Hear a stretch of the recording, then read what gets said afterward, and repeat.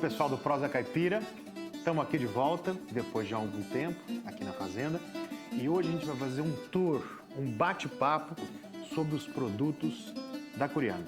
A começar com essa peça aqui.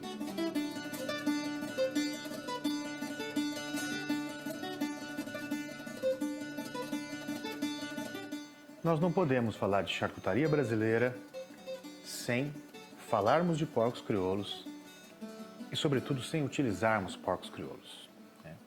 As técnicas de charcutaria, tal quais nós a conhecemos, vêm todas da Europa, com adaptações locais e regionais. Agora, o porco, ele está no Brasil há muitos séculos, tornando-se brasileiro. Então, o que seria uma charcutaria brasileira? Ora, no meu ponto de vista, uma charcutaria brasileira é um misto de técnicas de origem em outros países, mas adaptadas e aprimoradas aqui, através da utilização de ingredientes regionais. E o ingrediente fundamental e indissociável da charcutaria é o porco. E as nossas raças crioulas, nossas raças autóctones, elas têm características únicas e definitivamente não deixam nada a desejar as raças europeias, francesas, italianas, portuguesas, belgas. O nosso porco tem o mesmo nível de qualidade ou é até mesmo superior.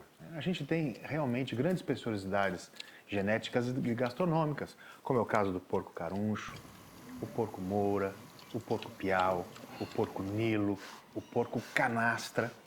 Cada um deles com grande característica gastronômica, grande qualidade gastronômica impregnada na sua carcaça, na coloração, textura e sabor da sua carne. Essa é uma peça de culatelo, uma peça que resume muitas artesanias. Em primeiro lugar, a desossa é a parte central da perna de porcos adultos que foram criados a pasto.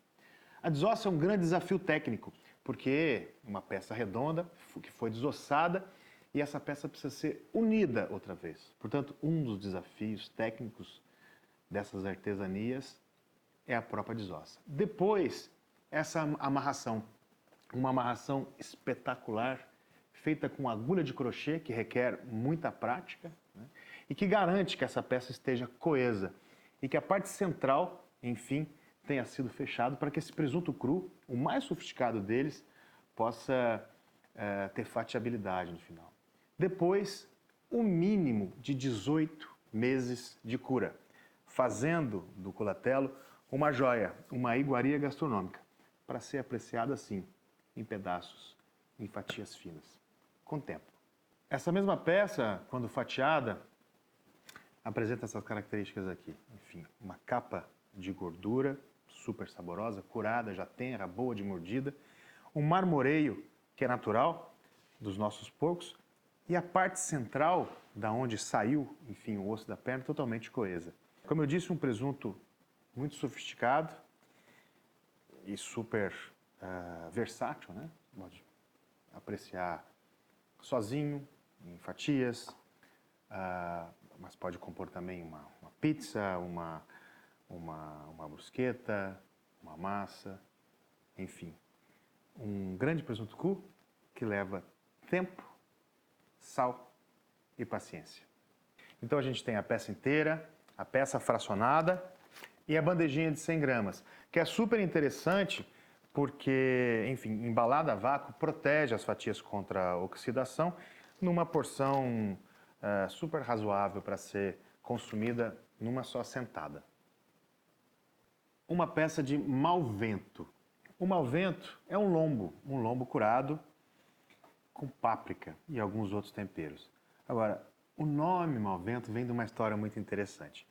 Como ele é um embutido de inspiração ibérica, portanto de origem portuguesa e espanhola, eu coloquei esse nome malvento em razão de um ditado português que diz que de Espanha não vem bom vento nem bom casamento. Então, se não vem bom vento nem bom casamento, mau vento, o nosso lombo de porco caruncho, criado com páprica lavera espanhola, um leve toque de alho e algumas ervas. É maturado por no mínimo 90 dias, a depender do tamanho da peça, e apresenta uma excelente distribuição de gordura e carne. Tem esse aroma típico dos embutidos espanhóis e alguns portugueses, né, com a predominância para essa páprica tão elegante. Um embutido fácil de comer, que vai bem com qualquer berita, com cachaça, com cerveja, com vinho, enfim. É um dos nossos queridinhos aqui. Essa é uma peça que está com um pouco mais de 90 dias, está com um formato incrível. Vamos abrir para ver o interior.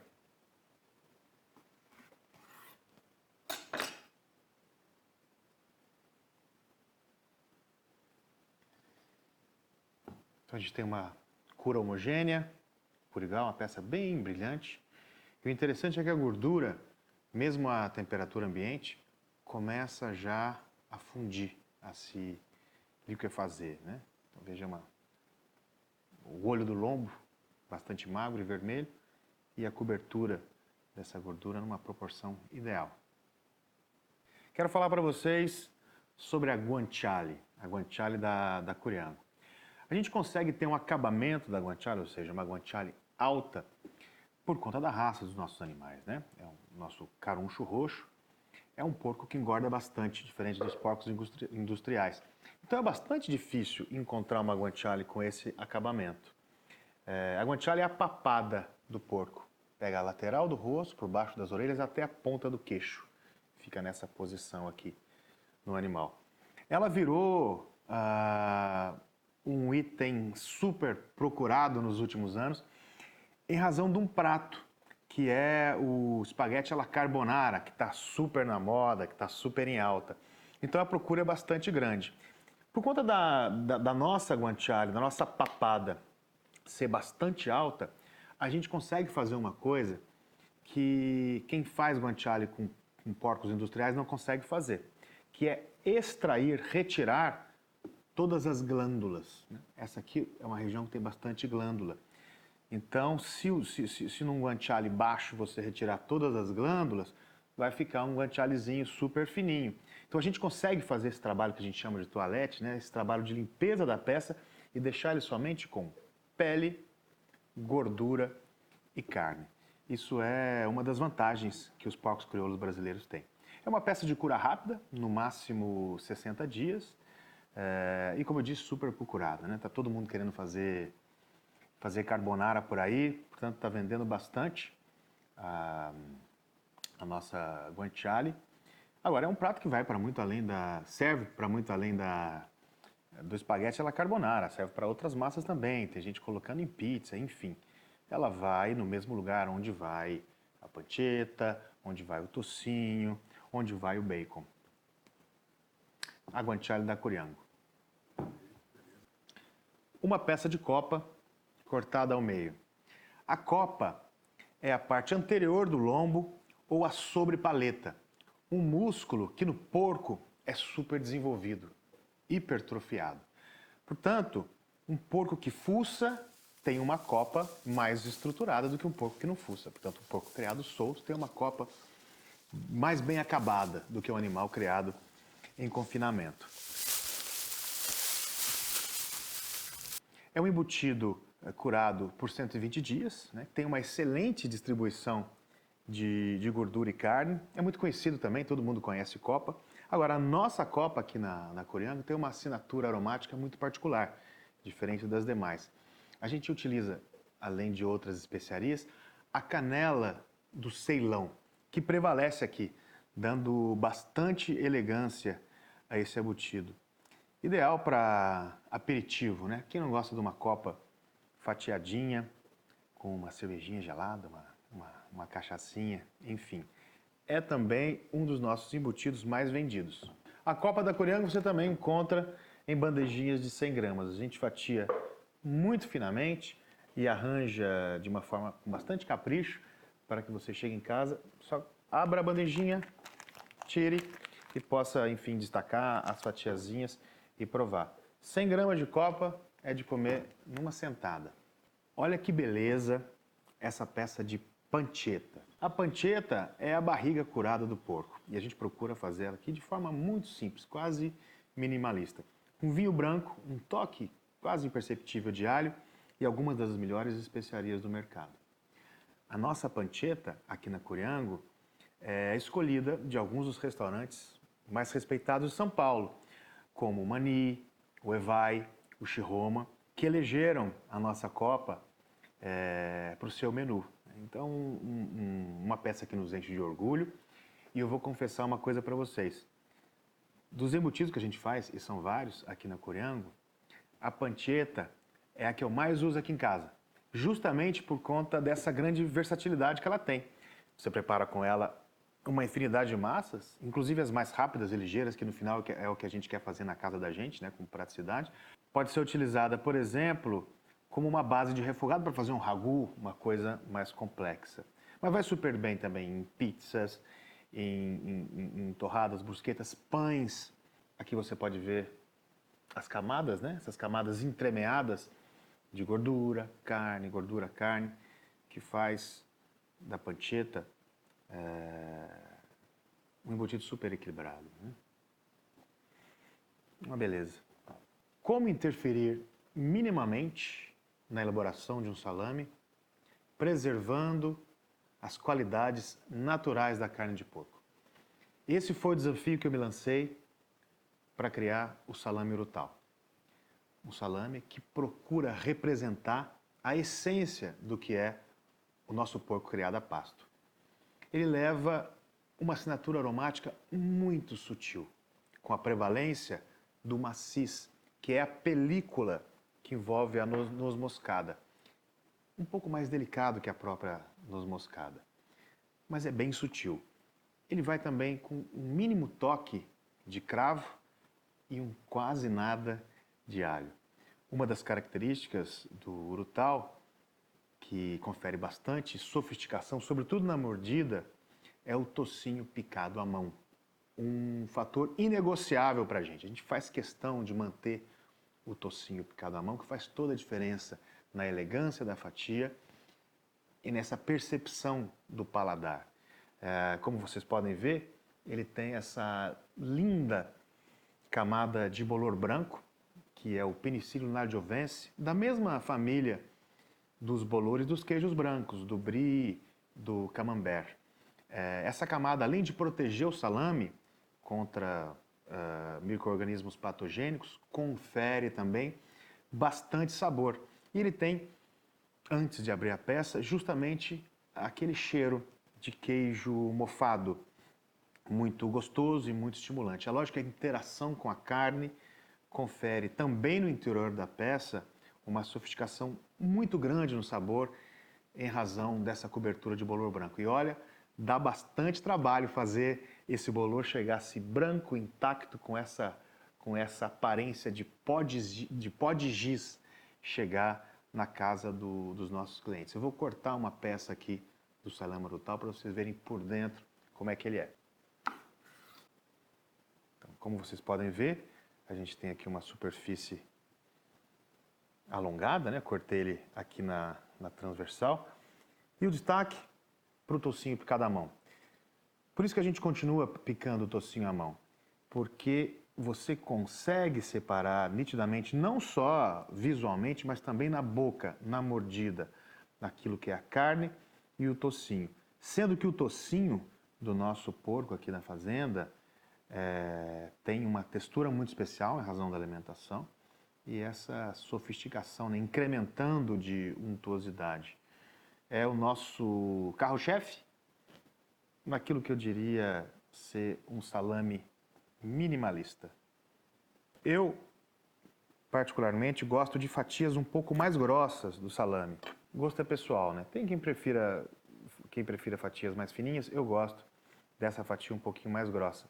Para mim tem uma mordida mais elegante, sobretudo em razão do tocinho picado à mão, né? Dá realmente uma grande elegância na mordida e permite que você possa, enfim, sentir, né, a casca florida, né, com bolor, a carne tenra e os temperos e o tocinho picado à mão.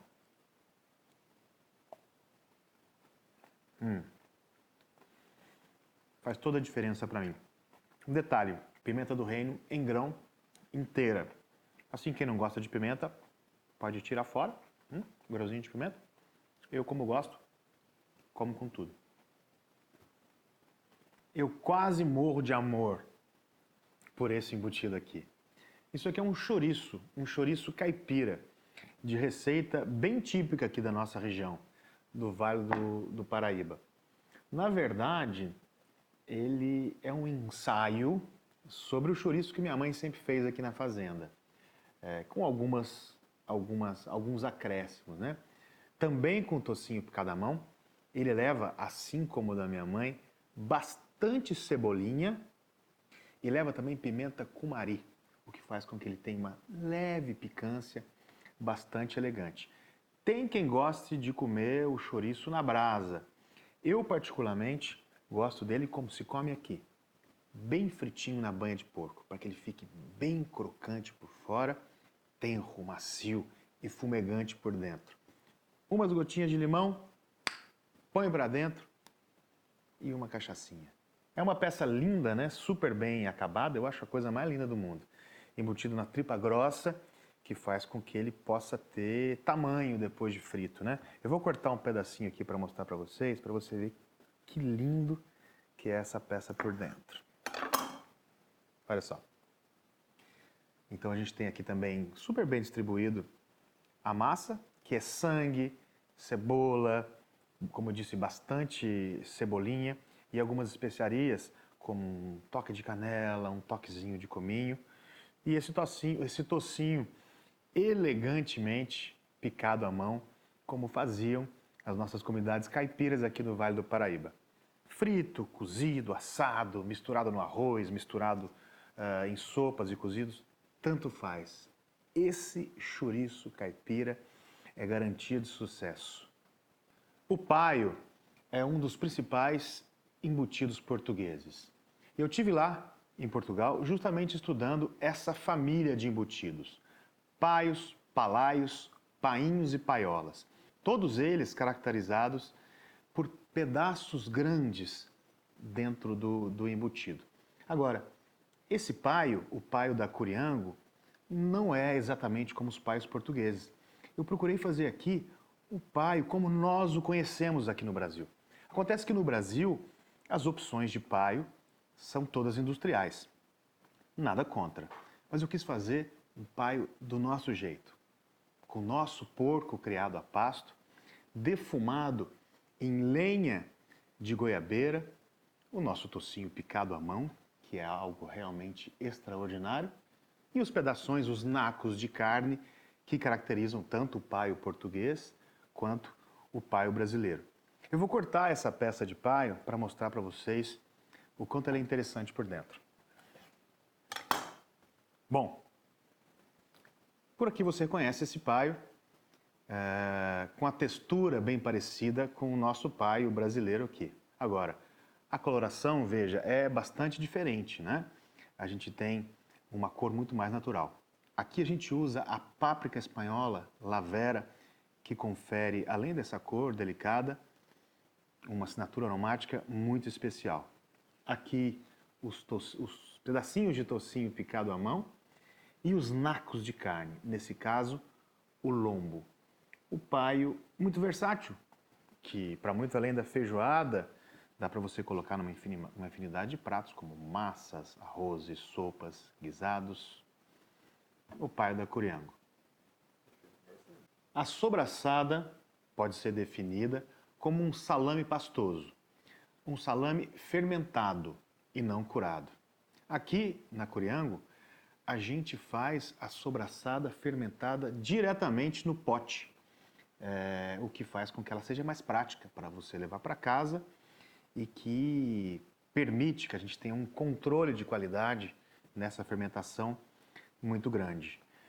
Essa textura cremosa da sobraçada, né, que permite que ela seja, por exemplo, passada em cima de uma torrada, de uma fatia de pão, a gente consegue através de uma proporção de gordura e carne, tendendo mais à gordura. Portanto, é uma emulsificação de carne com gordura, diferente do salame, que leva aí até 30% de gordura, a sobraçada vai levar 50%, 60%. O que mais caracteriza a sobraçada em termos de sabor é a acidez resultante da fermentação. Não é uma acidez adicionada, mas convertida através dos processos fermentativos, né? O que confere grande sofisticação à sobraçada. E a páprica espanhola lavera, que a gente pesa a mão e utiliza sem dó. É uma delícia, super sofisticado. Tradicionalmente é consumida assim, sobre uma fatia de pão, mas tem gente usando sobraçada das formas mais variadas que você pode imaginar. Em cima de uma pizza, por exemplo, na finalização, ou até mesmo iniciando um refogado para fazer um arroz caldoso, por exemplo. É um dos embutidos que eu mais gosto e também um dos embutidos que mais saem aqui na Curiango. Se escreve rillettes, mas se lê rillette. É um embutido francês e por conta disso tem essas particularidades na pronúncia. Às vezes as pessoas confundem, mas isso não importa. O que importa é que a rillette da Curiango é um dos nossos embutidos mais queridos. É feito com a barriga do porco, cozida muito lentamente, com a própria gordura, vinho branco e especiarias. A rillette é uma espécie de patê. Ela teve origem no confit. O confit que é a carne do pato, ou do porco, ou do ganso, cozido na própria gordura. Na França, se tinha o costume de se guardar esse confit em potes, como nós fazemos aqui com a carne de lata. E, afinal de contas, iam consumindo aquilo. E quando chegava no fundo do pote, o que você tinha eram os fiapos dessa carne. E a tradução literal de rillette é justamente essa, fiapos. No entanto, esse preparo ficou muito importante e as pessoas começaram a fazer somente a rillette, sem fazer o confit antes. Mas o processo é o mesmo. A barriga é confitada, cozida lentamente na sua própria gordura e depois emulsificada, batida, né? Para que ela tenha essa textura super cremosa. Eu vou mostrar para vocês aqui. Na parte de cima, a gente coloca essa camada de banha fundida, para que ela possa proteger a rillette da oxidação. Mas a gente não perde essa banha, a gente envolve essa banha aqui toda com a pasta que está embaixo, vai misturando, tá? E obtém essa textura super cremosa aqui. E que com um patê pode ser apreciada em cima de um pão, de um bom pão de fermentação natural ou até mesmo uma torradinha. Os franceses não gostam que a gente coloque a rillette sobre uma bolachinha de água e sal, mas eu preciso confessar que eu gosto. E é como a gente consome aqui em casa. Os franceses que me desculpem. Eu tenho aqui um patê de fígado de porco. E as pessoas me perguntam por que eu coloquei esse nome, mousse de foie de porc. E eu acho que é porque eu quis ser fiel à receita que eu utilizei aqui. A gente fez uma receita bem francesona, onde a gente utiliza um grande conhaque francês. E ela é basicamente feita com fígado fresco, do dia do abate, toucinho e creme de leite fresco. É um clássico francês. Então eu mantive esse nome afrancesado, mousse de foie de porc. O sabor nos remete justamente a esses pâtés e terrines franceses, né? com a sofisticação do conhaque, mas também com um toque sutil de ervas e especiarias. É muito delicado e a gente demorou bastante tempo para conseguir chegar nessa textura. Uma textura aveludada, cremosa, que se desmancha na boca. Deixa eu mostrar para vocês. Aqui a gente tem essa textura rosada, né? Linda, característica do fígado fresco e bem tratado. pode ir num bom canapé, pode ir numa torrada, num piquenique, num momento de descontração, quando você for receber amigos em casa ou para curtir com o seu parceiro ou parceira. É uma super pedida, super sofisticado, delicioso, feito com fígado de porcos criados soltos aqui na fazenda. O quanto eu morro de orgulho por esse produto não está escrito. E o porquê é quase óbvio. É um patê de torresmo. E o torresmo, acho que é o produto de porco mais amado do Brasil, né? O torresmo é um ícone da nossa cultura caipira. E o que a gente quis fazer aqui foi colocar o torresmo no pote. Agora, diferente do torresmo, que tem que ser comido quentinho e que tem aquele barulho, aquela crocância, a gente conseguiu fazer um patê de torresmo para ser comido frio, mas que tem as mesmas características de sabor, de aroma e também alguma textura do patê original, o que fez com que a elaboração desse produto fosse um grande desafio. Eu vou abrir aqui para vocês darem uma olhadinha. A gente coloca uma pequena camada de banha na superfície para proteger o patê da oxidação. E a ideia aqui é misturar tudo. Ó, né? E o que a gente tem aqui é um patê super aveludado. Foi um grande desafio técnico conseguir emulsificar isso daqui, aerar isso daqui, fazer com que esse patê tivesse essa cremosidade, essa leveza. Bom, como todos os patês, ele pode ser utilizado para ser passado numa torrada ou num pão, mas tem alguns outros usos que eu utilizei do nosso patê de torresmo que eu acho super interessantes. Por exemplo, verdura refogada, couve, taioba, mostarda, espinafre. Em vez de utilizar azeite ou outra gordura, eu utilizo o próprio patê de torresmo. Coloco na frigideira, dou uma fritadinha, aí vai ficar a banha de um lado e os pedacinhos de patê de outro, e eu refogo essa verdura, enfim, no patê de torresmo, quase como se fosse uma manteiga. O resultado, eu quero que você me conte depois de provar em casa.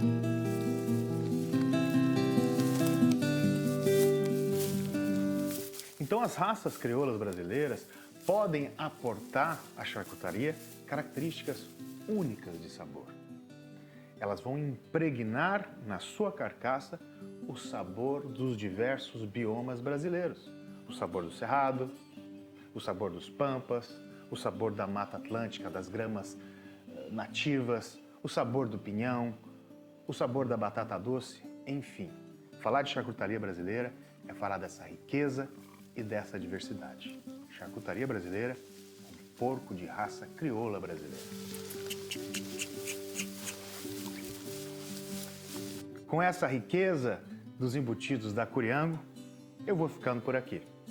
A gente proseia mais outra hora.